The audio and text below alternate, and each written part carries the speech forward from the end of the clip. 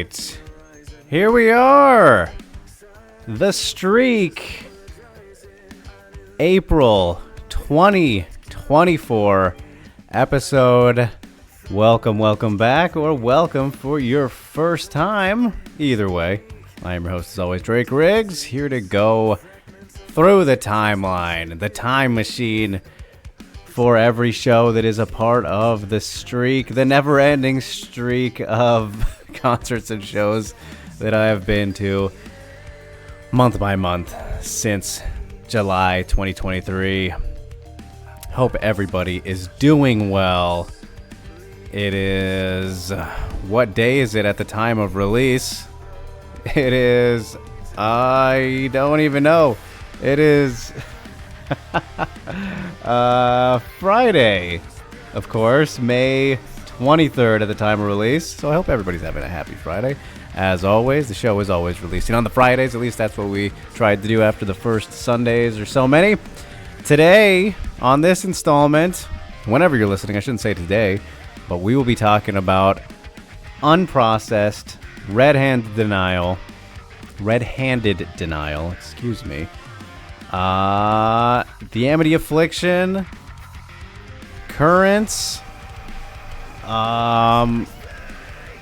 Dying Wish. I did not prepare as well as I should have for all the lineup of bands here.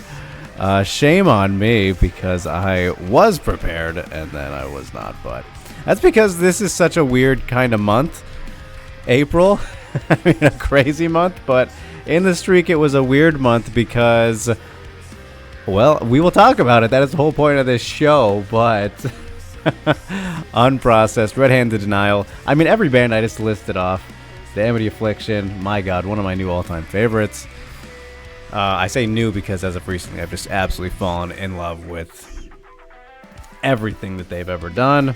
Well, I mean, we'll talk more about that too, but I guess we'll just kick right off the show, as we like to do, with the first songs and a little bit of backstory. First songs that we heard by the bands that we are talking about today, and just kind of the main ones is what we hit on here. So for the Amity Affliction, Open Letter was the first song I heard by them. Still absolutely love that one. It always kind of, those first ones, they hit home with you. They have a little bit extra special meaning, and I remember hearing it, I believe it was on Sirius XM's Octane channel the very first time, many moons ago, maybe a decade ago at this point. Fantastic track, still love that one plenty. And then for Unprocessed, it's a little bit harder to pinpoint. I want to say maybe thrash, but we have a Bandit on right now, and I believe that is the actual answer, which, yeah, the more I think about it, I'm pretty confident it was. And shout out to Tanner, because he showed me this song, and phenomenal. Have plenty I want to say about Unprocessed as we continue. But I mentioned Red-Handed Denial specifically because for a backstory on how we ended up at an Unprocessed show is fully through the story of Red-Handed Denial, which I'm sure a lot of people will not know of that band, which is totally fair, still kind of an up-and-coming one, but it's because of Lauren Babick, the singer of that band, and shout-outs to her because she is phenomenal, one of my absolute favorite singers at the moment, and one of my favorites who kind of does the covers on social media and whatnot. She's done plenty of covers throughout her time, and that is how I first heard her, which was her cover of Toxic, and I was like, what is this? What am I hearing? Came on my, I believe it was my Spotify Discover, which, has led me to plenty of bands over the past 2 years and whatnot. But, covering Britney Spears, and her version of that song is just fucking chef's kiss. Shout out to Lauren. And she also did, was it the other one, Lovely? Is that it? That's the other Britney Spears song? Not a big Britney Spears expert, you guys, so don't come at me here. But I believe she's done 2, maybe more. maybe more Britney Spears songs. She's also done Pink Pony Club. Excellent cover that she has done of that one too. I mean, all of her stuff. Lauren is fantastic. Massive, massive shout outs to her. So yeah. When we got to April, I believe I had already pinpointed the Amity Affliction show. Yes, because I was on my way back from a trip. I don't remember where it was. It might have been the PFL San Antonio show. And look at that, another PFL mention here on the streak. I never thought that we would have multiple. And kind of a funny coincidence with the episodes of this one and then the Fall Out Boy one.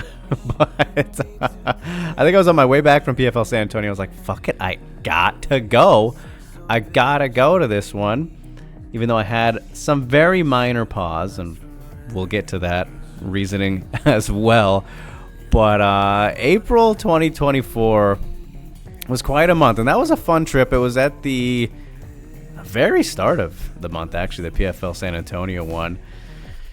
I mean, it's so weird. Some of those kind of blur together, especially the PFL ones. Honestly, I remember kind of more of the non-fight stuff than the fight stuff for the most part. Remember getting back, I got my new glasses at the time, the ones that I'm wearing right now. You can see in the YouTube version of the episode. Yeah, it was good. We were pretty fully in the swing of back on track by this point, April 2024. And I mean, this was the same month that I kind of firmly came to the conclusion of, all right, we are gonna move to Memphis. We'll make the move to Memphis. We figured it out. I waited about as long as I could before setting my foot down. That's not the way to put it, but making the decision. All right, I guess we'll do this thing. Was in April 2024 amid all the loose freedom that we could possibly ask for. So how we got to Unprocessed, though, was, as you can imagine, I said Red Handed Denial. I saw that they were coming to Portland. They were on tour. And it was one of those things where I think Lauren might have shared it or whatever on Instagram. And I was like, all right, give me tickets. Don't even care. Boom, boom, boom. Where is it? Tell me. I'm going. And I didn't even realize. I thought it was like their tour or whatever. But no, they were opening for Unprocessed. And I was like, oh, all right. That's pretty fucking cool. I'll take that. So it was kind of like an accidental surprise to have those two paired together, and let's just say it worked out pretty goddamn well. So that was big luck. But I just want to see Red Handed Denial, and that is kind of, actually, the more I say it, a hard title to say kind of cleanly. Minor tongue twisting is hitting me. I feel like Red Handed Denial. I love the band name though, and a great band. Check them out if you have not heard of them before. So yeah, that's how we got to seeing Unprocessed. And I guess we'll just get right into kind of the stories, because a lot of the stories for the April 2024 episode here, they revolve very much around the shows. And this is an episode where you will definitely have wanted some backstory on other preceding things, like the Fall Out Boy show. That's probably a good episode to check out before we continue here. If you want to go back and come back to this one, that one, and then probably the November 2023 one for Beach Fossils. Pretty big connections there. But yeah, the first of these two shows, they came back-to-back weeks, which that feels like, I remember at the time it was funny, because I've seen several shows back-to-back days now and since then. But like, I remember at the time doing Unprocessed and then the Amity Affliction show within the span of, like, what is this here? We have April 26th was that show, and then the following Monday, so like a 3-day gap, 2-day gap of the weekend, I guess you could say, before the Amity Affliction on Monday. I felt like, man, this is a pretty tight gap here. Back-to-back weeks is pretty wild. And it is. But it feels like nothing at this point. So that was something that stood out to me. But Unprocessed, they played at the McMiniman's Mission Theater, which I had never been there before. I didn't even know about this place. I still have not been there since then. A nice little theater, though. A very, very, like, I don't know how to describe it. It has a big feel despite its small stature, if you know what I mean. Like, it has the vibe it presents. I don't know. I really don't know how to describe it. I think that's the best way to put it. If you've been there, you know what I mean. But, like, it's really not a big venue. It's definitely smaller than the Roseland and, like, the Crystal Ballroom. I mean, yeah, it's one of the smaller ones that I've kind of been in. Not, like, insanely small or anything. It has a balcony and all that, but something about it. It's a very intimate but big vibe type of place. I don't know how to describe it, but I liked it a lot. It was really cool and very, very personal. I think I was only maybe second row behind people. I got up there pretty well for that show, which is always kind of fun. And wasn't super in the mood for moshing for that one. I remember I did have a drink or two, and it was funny. This was a time where, again, you know, we had kind of fully let go. Maybe I shouldn't say fully, but we had accepted the reality of where things were after the Fall Out Boy show in February with the good ex. And so, you know, had started dating again in terms of, like, going on dates and trying to meet people. And I remember as this show kind of started, like, when I got there, for the life of me, I cannot remember the opening band. So I apologize to them. I know I could have looked it up, but, like, I caught kind of the tail end of them and whatnot. They were fine. They were solid from what I heard. Instrumental only band. But I can't remember who was also on this show aside from the two that I cared about. But I remember I was in the crowd and kind of chilling, you know, getting settled. You know, when you get there, you get your drinks maybe or whatever everyone does when they get there. Everyone has their own routine or way of settling in. But, you know, I'm getting in my spot, kind of waiting towards the back until Red-Handed Denial comes on because that's when I'm going to be most excited. And this was no problem to me, but I went on a date, like, let's see, when was it? The week before? No, it was earlier. It was that same week, the Monday before that show. Earlier in the week, I went on a date with a girl, and then she told me that she wasn't feeling it. She didn't want to keep talking. I mean, she didn't quite say it that way, but she was like, yeah, no, I think we should just kind of be friends. And I was like, that's okay. I should probably tell you now, but yeah, I'm going to move. So that's fine. This would have been whatever anyways, unless I really liked you and whatnot. But no, I kind of felt the same way. So it was fine. And that happens. That's a part of dating, you guys. That's how it goes. So that was kind of funny, though, just for, I guess, like a technical rejection mid-show. That's just kind of a funny little memory part of it and all that. But yeah, and then we got to the goods. Red-Handed Denial, RHD. I'm just gonna say RHD and Lauren, because really, every time I say the band name, not even just now, I've noticed, but before, it always trips me up a little bit. So RHD came out on stage, and they had a fun little ritual that they did before the show. And I'm still curious about what was up with it, but, you know, they were doing the little Italian thing with the hands, and you can see what I did on YouTube if you're watching on YouTube. But I was so excited, and it was kind of funny, though, because I knew I was mostly familiar with Lauren, and of course I listened to all the songs that they had, that RHD had after getting familiar with Lauren, but, like, it's different, right? Like, you know, once you see somebody who's so used to doing their covers and whatnot, which I guess technically she has more of than original songs, but like their original stuff that she has done, and RHD in particular, is really fucking good. Like, so you kind of, when you get familiar with something, you're hoping that maybe you'll hear the covers and stuff that you've been used to hearing, but then you're also like, well, that's not really the fucking point of what you should want out of a non-cover band, because that's just the person who does it themselves. It's kind of a weird little mental thing, but, you know, hearing the songs that you really like is from the original artist. That's the way to go.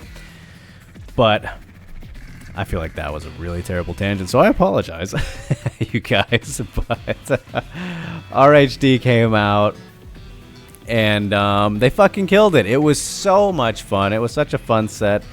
Lauren's stage presence, really phenomenal. I mean, she's got that long, dark hair, which is just perfect for metal. You know, headbanging all over the place. Shout out to Tyson. I think he had a family member in the crowd, and they were shouting that they were his cousin or whatever when when they were playing a song and got the room lit up with the cell phone lights. It was really a phenomenal set. They did great. One of the guitarists got in the crowd. That's always fun when they get interactive like that. Great, and I really want to see them blow up a little bit more. I think that was, I'm trying to remember if it was, no, it was not. Their latest album had not come out yet, but it was, they played some of the songs off of their last album, which is always kind of fun to get the teasers when you're live like that, because sometimes, if you're lucky, sometimes the songs aren't even out yet. I know that doesn't happen very often, but we got some teasers, and it was a great show, great performance by them. And I was kind of sad when it's over. You know, it's one of those cases where you're like, oh, so I came to see, and they're only doing like 10 because they're not the headliners. But yeah, Lauren, great. One of those singers again who I don't remember who I said this about on one of the previous episodes. Shit, I want to remember who I gotta look back through the catalog now. But fuck, maybe it'll come to mind. But like, her singing translates better, not better, but like equally as good live. And whenever, from the studio recordings to, you know, a live performance, if you can do that and sound arguably better, I mean, that's when you know you got something, I would say. So big shout out to her. Massive Lauren Babic fan. And I would love to see her again sometime soon. And shout out to her for filling in for Nothing More. Was it Johnny? Right? Might be blanking on his first name. Johnny Hawkins. The lead singer had an emergency recently. She had to fill in Oklahoma. So yeah, big things happening. You love to hear it. You love to see it. And then we got to Unprocessed, though, and this is an interesting one to talk about, because I just said what I said about Lauren, you know, studio translation to live being phenomenal. And again, maybe a venue thing. I think the venue definitely played a big part in this one, because this was one of the absolute clearest shows that I can say I've been to in terms of like the quality of just the sound. So big shout outs to the McMenamins Mission Theater for that, but also the bands for fucking crushing it and still sounding good with the resources, I guess you could say. But unfucking processed. Like, if you guys are unfamiliar with them and you're hearing them now for the first time on this show, which I'm sure some of you are, and the ones that aren't, you already know, but like, It's one thing to hear excessively, extremely, blatantly, all the words to describe it you can use, talented band just do their thing, like Die on the Cross of the Martyr here. But then to see it, to hear it in person, to feel the energy, again, to see the performance and how they're playing right in front of you, it's an entirely different thing. It is nearly indescribable, because I'm going to say this right now. Out of all the bands I've ever seen, I feel pretty comfortable in saying Unprocessed is probably the most fucking talented band I've ever seen play live. It's just absolutely sickening how fucking good that they are, and some of the things that all of them can do. Instrumentally in particular, right? Like, prog metal, my goodness, you just love to hear it. And for those of you who don't know what that means or stands for, progressive. My God. Like, the thing is with it, it's all about the instrumentals, right? Primarily when it comes to prog. So, like, bands like Animals as leaders, of course, fully instrumental, don't have a singer, and like, they don't need one, because they're just so fucking good and at what they do. And you don't have to be when you are an instrumental band or musician or whatever, but like, it's a goddamn another level of talent to do what these guys are doing in this scene, you know, this kind of niche subgenre, if you will. Because, like, no offense to the singer of Unprocessed, I don't know his name, but he's good, but doesn't, like, I don't think people listen to Unprocessed or really most prog bands, prog metal bands, for the singing. And you shouldn't really. He compliments them greatly and is a key part of their sound for sure, but like,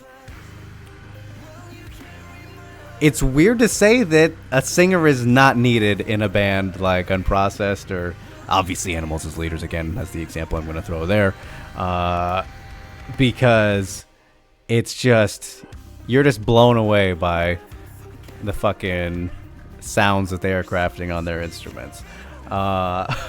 So it's stunning, and you know, they're fucking heavy. The crowd got very into them, as they should have, and it was one of those things where, you know, they're performing, and towards the end of the show, we got an encore, and I was kind of like not sure, because of this venue, if they would still do one, because I know I was talking about this recently, and I don't remember if I said it on one of the Streak episodes, but encores are fake in 2025, right? Like, let me say, like, 90% of them.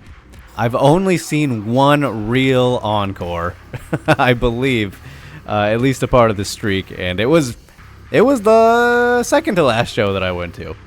And what I mean by that is, I might be repeating myself, so I apologize for those who listened to whatever episode I might have said that on. Bands playing the encores, and it's usually a part of the set lists, whether you see one or whatnot, and they go up on setlist.fm or whatever the website's called, yada yada. But encores are fake. They're not a real thing anymore. So when you get a real authentic one, that's fucking awesome. And but it's kind of hard to tell sometimes with the audiences, even though I know that I'm like, all right, well, we can probably, it's what a lot of most bands, you know, do nowadays, is the fake encore. So I wasn't quite sure if we would get one in that venue, but they did it, and I was like, just the way that they kind of whirlpool suck you back in with their sound. It's like I was kind of not out the door, but I was on my way, and then they came back out and was like, whoa, all right, we're going for another ride. Where we go? So, good Lord. I think everybody should see at least one prog show in their life because you will be blown away by what you see, especially if it's like a disgustingly talented band like Unprocessed. So I cannot say enough good things about them. Would love to see them again, and it was such a pleasant surprise to get to see them because again, they weren't a part of the plan. I didn't see them and be like, I gotta go. It was just like, oh shit, they're also here. So that was pretty sick. I really enjoyed that one. And again, I will say, it's a big, I think the scene and this style is very popular in Europe. So, and they are European, like Swedish dudes or some shit. Shows you how big a fan I am of them, or at least not following wise. I do love them, but I'm not entirely sure where they are from in Europe. But yeah, they don't come to America super often. I was trying to look actually at recent stuff when getting ready for this episode, and so if you have the opportunity of catching them when they are around, definitely do it. So that is my advice to you, and that is Unprocessed and RHD at the McMenamins Mission Theater. And shout out to that place again. I cannot shout out that theater enough. It was really cool, and I'm kind of bummed that, more, at least bands that I guess I had an interest in seeing. Nothing ever popped up on the radar while I was back home, and I guess I only had a couple months left after making the Memphis decision there, but yeah, that's just how it went. That's how it played out before we went back on over to the good old-fashioned, you name it. What do we want to call the Roseland? Home base, really. The place, again, that we've seen more shows than fucking anywhere else. Pretty definitively, I can say, because that is where the Amity Affliction was, along with Currents and Dying Wish. Excellent stuff. As always in the Roseland, it's always a blasty blast to go there. So let's talk about that one. Let's talk about... my goodness. What an end to a month that was. So typically, if you are new to the streak here, for most of these shows, and like the last one, I don't usually go with people, only rare occasions. So let me think of, up until this point in it, until April 2024, how many shows did I go to with somebody? We had Alex at Zach Wild. We had the Good X at Beach Fossils. We had somebody at Johnny. Only a couple, though. Might be forgetting one in there. Yeah, sounds about right. Either way, point is, not too many. And I'm just kind of stalling because of the shift here I have to make on the playlist. So, a little behind the scenes for you. Pull back the curtain as we drop it on the tongue, if you will. See what I did there? Okay. I fucking love this song. Oh, goodness. All right. Anyway, where was I going with that? Oh, I got to switch over our backgrounds, too, if you are watching on YouTube. All right, you're seeing the behind the scenes here. I screwed it all up. You're really seeing how it is. Okay. Sorry for the Spotify listeners. But it was the Ocean Let the Ocean Take Me 10-year anniversary show. As you can see right there, again, if you're on YouTube.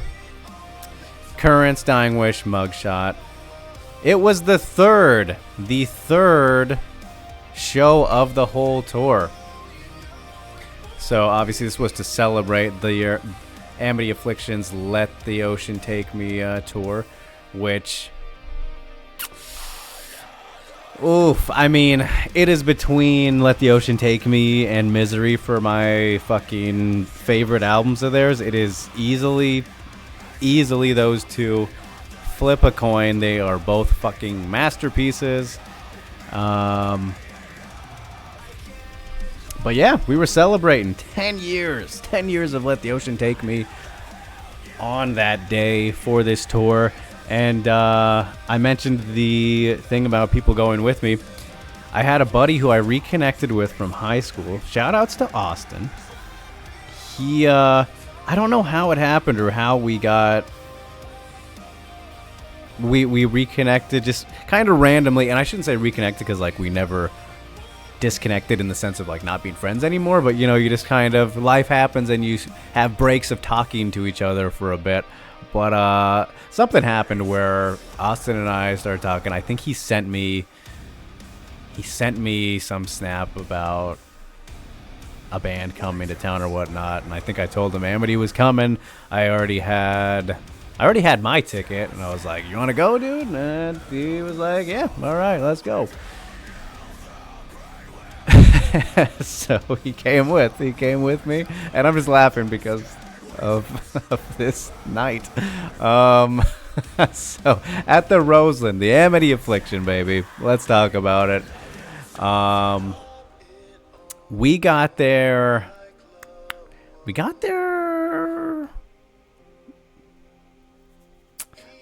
Like, I don't know if the show had started yet. I'm like pretty timely. We were pretty timely with getting there for things to kick off.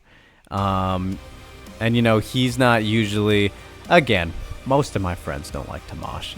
Most of my friends don't like to get down and dirty in the crowd, which is fine. I totally get it. I respect it.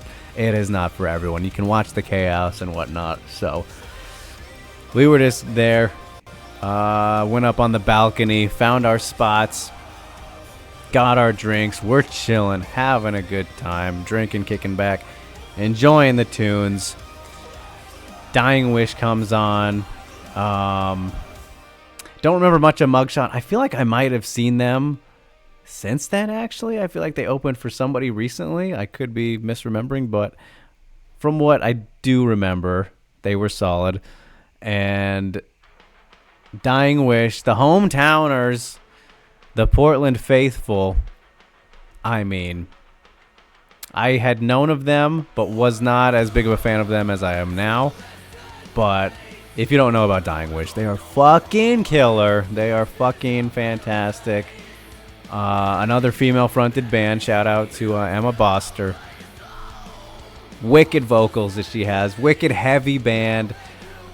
I had maybe 2 drinks or so by the time that they had gotten on and maybe played a little bit. I was like, all right, Austin, I gotta save our spots. I gotta go get a little bit rowdy, jump around a bit, get in the circle, get in the circle pit, which was a blasty blast of a time. Dying Wish, fucking, I mean, I've seen them twice now. Twice including this first time here, and they're just so good. Really, again, one of those bands where, like, I can't wait to see them blow up more because I think they will definitely be headliners and a much bigger band at some point because they're fucking just a great time, great band. And yeah, both times I saw them have been awesome. We'll get to that second time. We will get to it, don't worry, which coincidentally, I believe was April to April. That might be the April 2025 show if I'm remembering correctly. Not the whole show, but I believe I saw them last month, now that I think about it. And it was also great. So spoiler for the April 2025 episode coming in a couple months. So many months from now. But yeah, Dying Wish was fucking awesome. And then Currents came out. They fucking killed it too. They were a great time. Had known of them. Again, both of these bands, they were kind of like... I wasn't too big into them by this time, as I am now, of course, as time goes on. But fucking great. Current's really fun. I mean, just brought the house down. The Roseland, again, just the best fucking venue in Portland, baby. On the planet. Let's go with that. Well, not the planet. We'll go with the country. But what a quick backtrack, right? Was phenomenal. Was phenomenal. Both of those two before we got to the Amity Affliction. And so let me see which part of the story I go with first here. Okay, let's backtrack even further to when we landed on the Amity Affliction. I had slight hesitations. One slight hesitation about deciding to go to this show, which I decided on when I was in the airport coming back from, I believe it was San Antonio. But my good ex, she, the Amity Affliction was like her favorite band from like the scene, the metal scene, and like growing up kind of. So I was like, you know what? I'm gambling a little bit. I'm gambling a little bit by seeing her and another possible awkward encounter. Not an awkward encounter or like another one, because there had never been one, but just the possibility of that happening because I know she loves the band. She had seen them before. Surely she'd go. And if she did see me, she might think, you know, I don't know, you overthink sometimes. Maybe she would think I'm trying to do something. These were just things that go through your head, you know. They just do. Whether that is the reality or not, which of course it was not, and I kind of found that out later. Which, you know, we'll throw that story in here too. But so what do you know? She did end up going.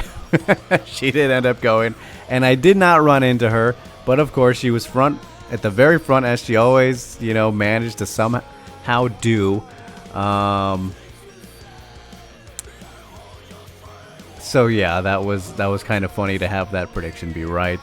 And so by towards the end of Currents, I remember I came back from, I was downstairs. I think it might have been after Moshing and Dying Wish, but I came back up to find Austin, and there were some open seats next to us, but there were people in them afterwards. A girl and a guy, and you know, by this point I'm pretty darn tipsy, so you know, just somehow slowly started making conversation and whatnot, and getting friendly with the people next to us. All good, right? And Amity comes out. Fuck yeah, they start with like they did the whole album just in order, so it was sick. Like, you knew exactly. Sometimes it kind of depends. I think for me, nowadays I kind of like to know what I can expect, at least check out the set lists and everything like that. But you know, with the tour like this, it's like, all right, well, obviously, you know, we're celebrating this album, yada yada. If you like the album, which you fucking should, if you're an Amity fan or a metal fan, then there you go. Fucking awesome for you, and for Austin too. Like, he loved this one, so it was perfect. But at a point, me and the stranger, the strangers that became friends, you know, we kind of started hitting it off, and you know, maybe smooching a little bit and things like that. Which, this was a first time thing. This was a new thing that happened at a show, so that was, I mean, it was a good time. It was a good time. We enjoyed the show together with our new group that we had established there.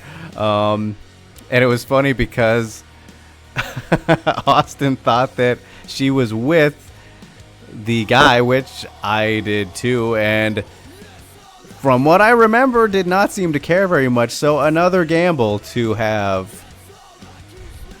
thrown that dart, and it worked out, I guess you could say, but could have been her boyfriend, and then there would have been a fight and all that fun stuff. At least you would assume. But then later on, a couple months, I got to skip forward here, when I was talking to my good ex, she had told me that, oh yeah, I was also at that show. This is when I, confirmed and found out because I ran into one of her friends at the end of the show, one of her old roommate's best friends. So I was like, oh shit, yeah, she was probably here then, is what that means. But she had told me, oh yeah, I was also at that show. I remember I looked up on the balcony and you were making out with some chick, and I was like, that's lovely.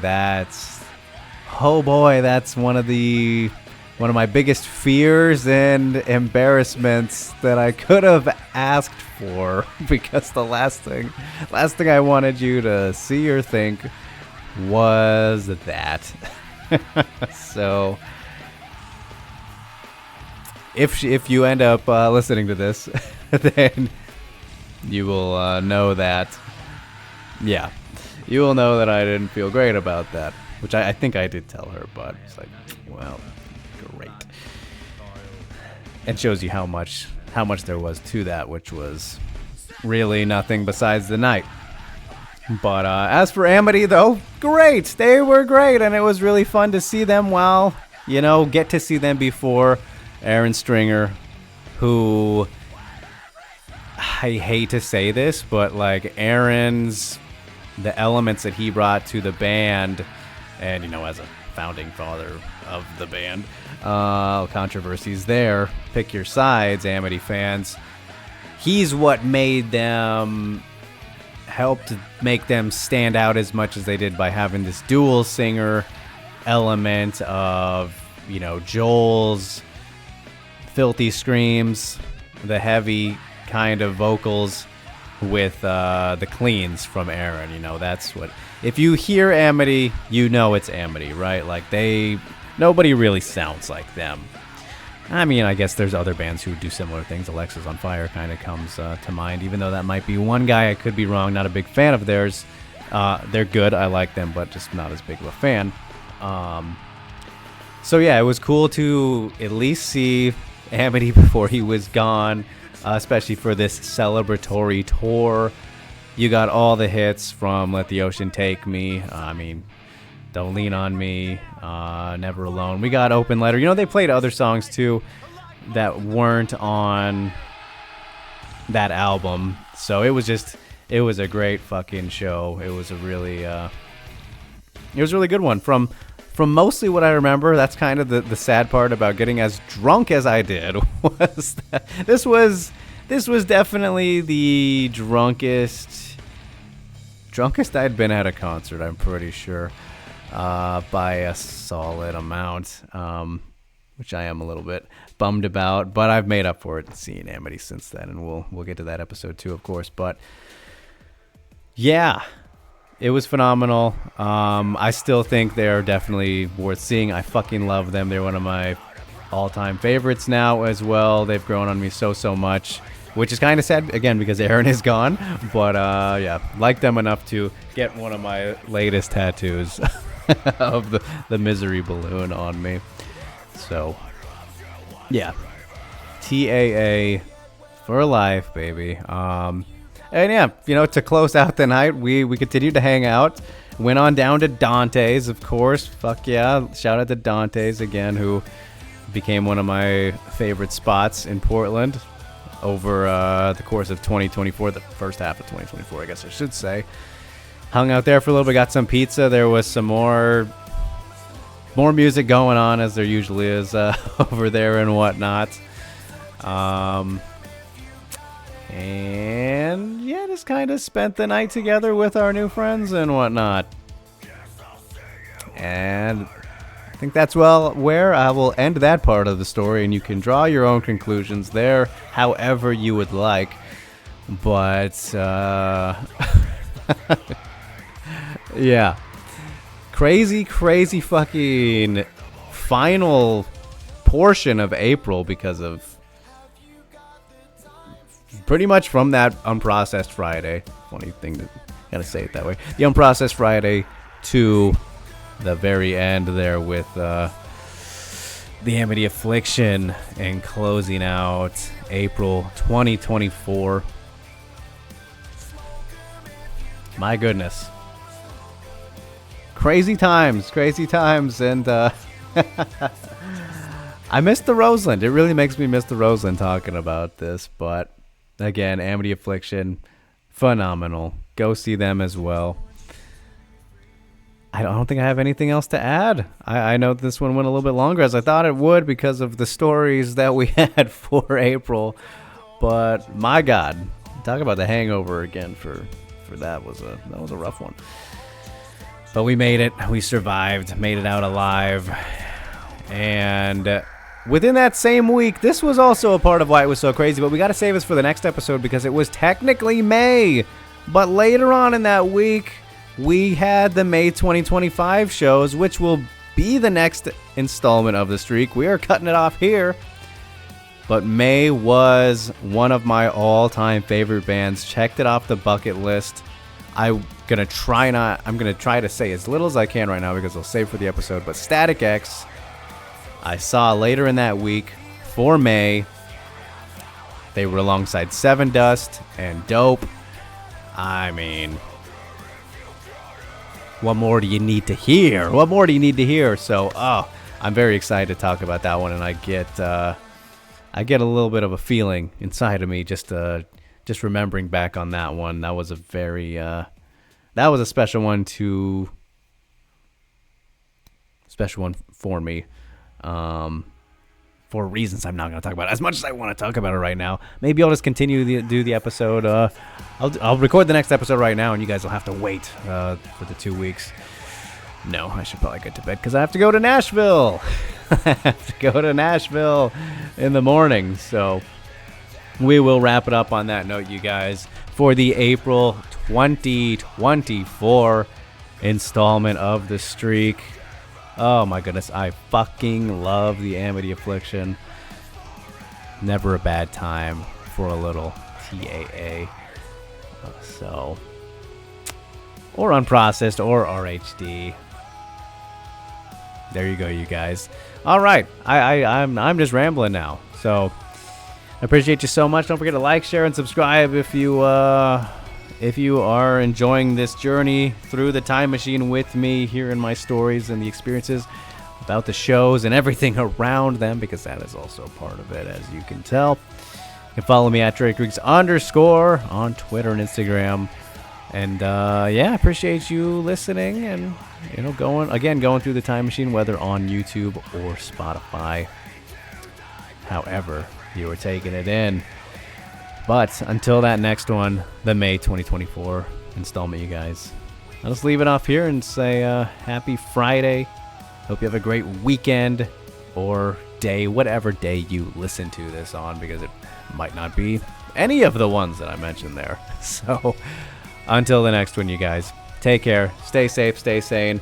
If you are a combat sports fan, also follow Uncrowned. We got you covered for all the goods there. So on that note, peace out.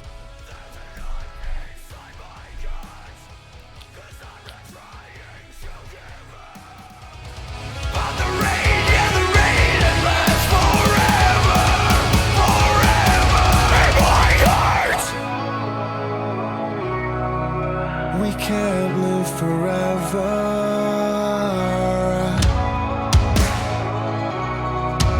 but our love will never die.